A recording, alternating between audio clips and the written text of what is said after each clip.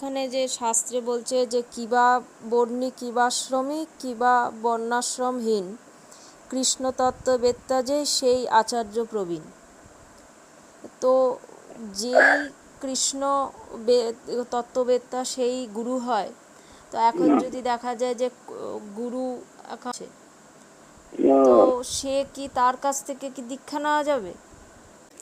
তাকে যদি সে শুদ্ধ ভক্ত হয়, যদি নিশ্চিন্তন হয়, অনাসক্ত হয়, তার কাছ থেকে যদি দীক্ষা নেয় তাহলে সে নিষ্ঠাভাবে ভজন করে, তাহলে তার মুক্তি হবে।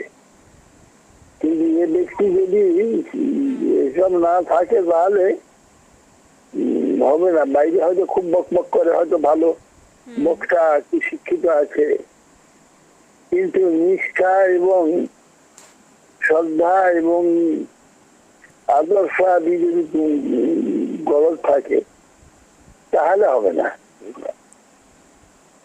আবার হবে, কিছু হবে, আগামী আবার আসতে হবে, আবার ভজন করতে হবে, আবার গুরু নিতে হবে।